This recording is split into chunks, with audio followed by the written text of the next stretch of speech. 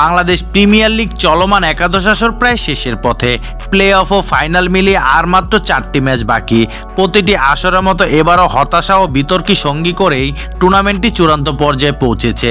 ফ্রাঞ্চাইজিগুলোর বিতর্কিত কর্মকাণ্ডে যে দেশের ভাবমূর্তি ক্ষুণ্ণ হয়েছে সেটা স্বীকার করেছে বিসিবির সভাপতি ফারুক আহমেদ। একই সঙ্গে তিনি পরবর্তী বিপিএল বিতর্কমুক্ত আয়োজনের কথাও জানিয়েছে। গতকাল গণমাধ্যমের সঙ্গে আলাপকালে ফারুক আহমেদ বলেন, দুর্বার রাজশাহী যা করেছে একটা টুর্নামেন্ট শেষ করে দিতে তারাই যথেষ্ট। তবে আজ থেকে 5 মাস আগেও পরিস্থিতি ভিন্ন ছিল। তখন আমাদের জানানোর দরকার ছিল বিপিএল হবে কি হবে না। ভাবমূর্তি খারাপ হয়েছে, স্বীকার করে নিচ্ছি। তবে এখান থেকে বের হয়ে আসব। আগামী বিপিএলে দেখবেন বেশ কয়েকটি ফ্রাঞ্চাইজি টুর্নামেন্টের সঙ্গে একই সময় হয় বিপিএল। আগামীতে এসব নিয়েও সমাধানের পরিকল্পনা রয়েছে বলে জানান ফারুক আহমেদ। আমরা দেখেছি ফ্রাঞ্চাইজি টুর্নামেন্ট আয়োজনে আমাদের প্রতিদ্বন্দ্বিতা আসলে কাদের সঙ্গে।